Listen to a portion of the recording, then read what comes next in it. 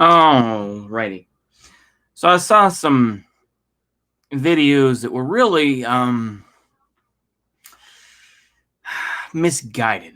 So I'm going to make a couple videos. One, I've talked about this issue before, but I'll bring it up again. And the other one is just more of it's another scenario, I'll put it that way. But I'll explain that when I put that video out. I will be spacing these out, so I'll probably put most of these out tomorrow. So, anywho. Oh yeah, tomorrow is Victory Day. May 8th, 1945, right? Ah, damn. Okay. Well, that would probably be apropos then to put out that other video. Okay. Anywho, so I saw Second Thought. And Second Thought, of course, as I said before, he worked with Paul Morin.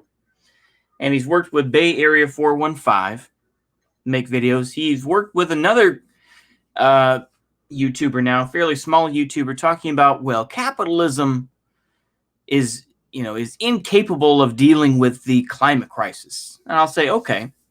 But the thing is, though, what would socialism do to limit the effects of the climate crisis? People, like you say, people have said, we only have 10 years left, this and that. And of course, a lot of the lefty YouTubers now don't talk about that. It's funny to me. But in general, we see that Second Thought talks about this. And I say to myself, okay, what would socialism do realistically? I don't know. Do you? Because they don't talk about it. They don't talk about what a socialist system would do. You know? What would they do?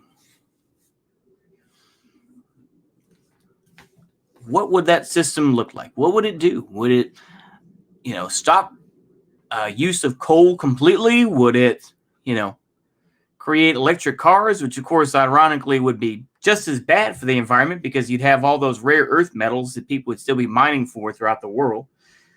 Same thing with, creating windmills and whatnot. It's like windmills are not a brilliant idea either. Same thing with solar panels.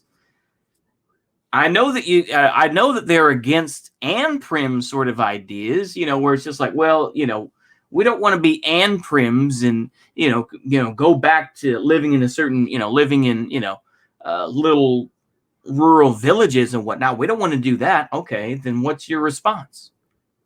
We're going to do better. We're going to do better for the world.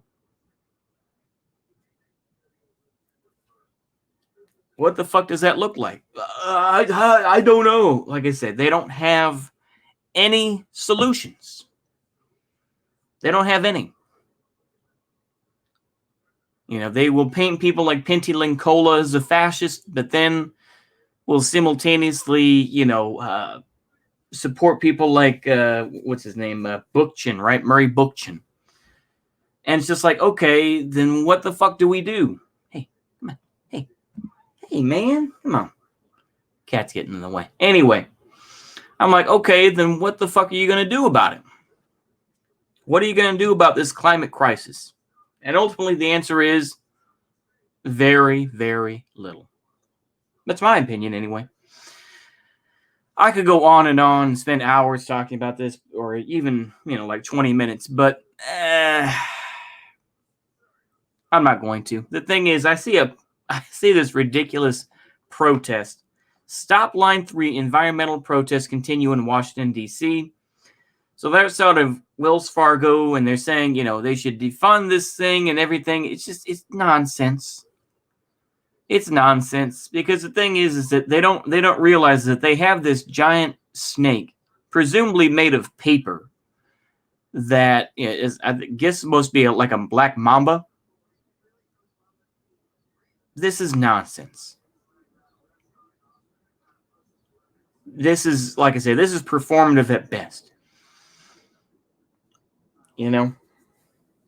These protests are so fearic and everything, and just unproductive, that they're not going to do anything. You're just like, okay, well, then what are you going to do about it?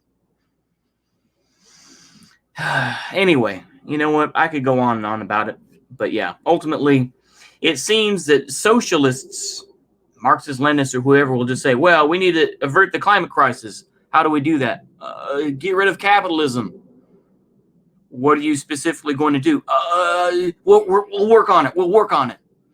They're no different than the politicians that they claim to be replacing. Anyway, okay, let's go ahead and end it there. I really think that's all I should say because I don't want to make this some rambling boomer type shit. So you know what? Let me keep it there. Hopefully y'all enjoy that. See you later and goodbye.